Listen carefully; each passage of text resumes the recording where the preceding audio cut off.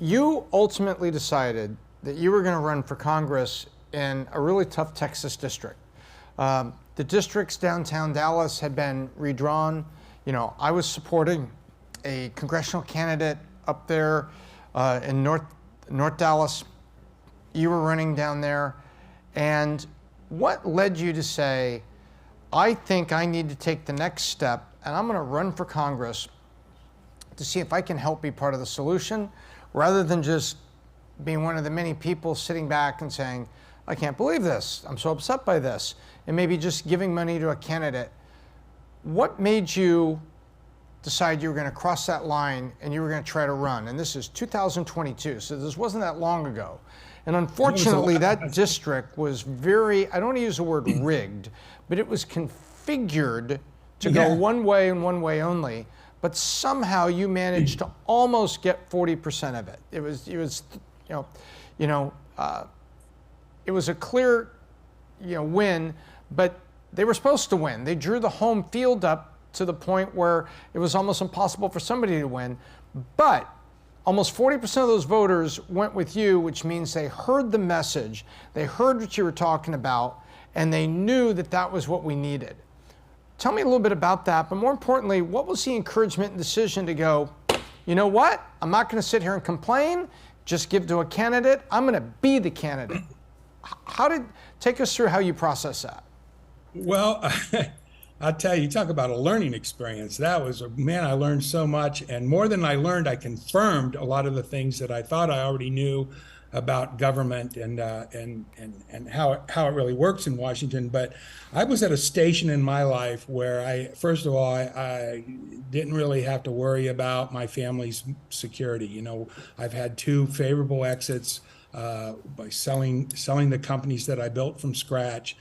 So I was at a good time in my life. I was still young enough to have enough energy to actually do it. Old enough to possess the wisdom that I think necessary to do the job. And to me, the job is representative. And that's very important because I was running for Congress, the congressman representative of the 32nd district in Dallas. And I know I'm kind of old fashioned. I kind of believe the Constitution and the spirit of the Constitution.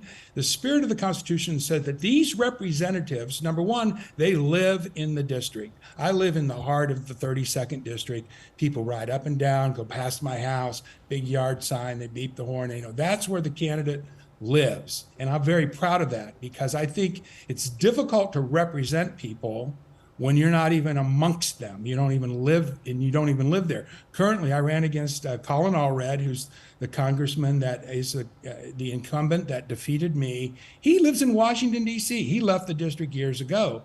And he also is completely detached from some of the fantastic businesses. I thought, so I'm in a good station in life that I can do this. I'm just naive enough to think that if you have a good message and you can fund the campaign enough to get your message out, that people really do want to elect a self-made man. They really do want to elect a representative of themselves. And with me, it represented no matter who you were in the district, trust me, I've been as poor as the poorest citizen in District 32.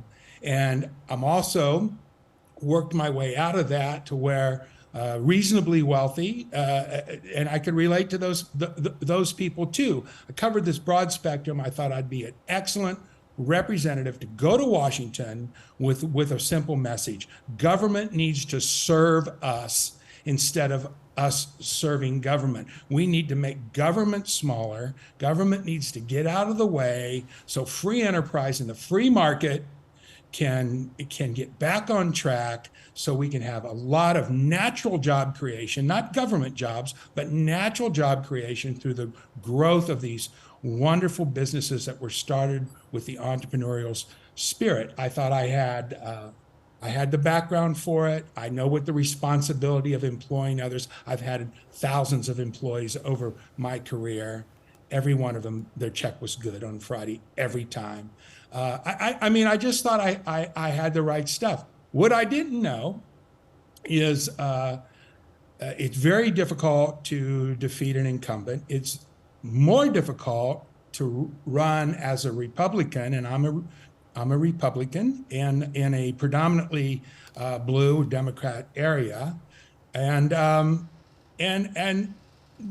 raising enough money is a monumental task. I mean, you could spend all your own money, and then people say, "Oh, it's just another rich guy trying to buy an election," or you could try to get other people to donate to your campaign. But if they think you're such a long shot, as people thought I was, and particularly even the Republican leadership in Washington, and I made several trips there, it's all math to them. They looked at the district, they looked at, the overwhelming odds that a Republican candidate could win the district, and they're saying, "Hey man, we're going to put our money on a closer horse race than yours." So you can have the best message, but if you can't afford to get your message out, you're silent. You're unheard. The 435 members of Congress are not necessarily, well, I know for sure they're not the 435 best representatives of their district. They are possibly the top 435 fundraisers, though.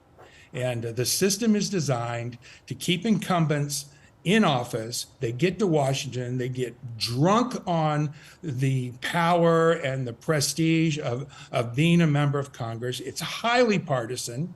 I mean, it starts from the moment you get off the bus. The Republicans go this direction. Oh, this office building over there, that's for the Republicans. This restaurant, that's for the Republicans. No wonder we're in the situation that we're in. We are constantly being tried. We're divided as people.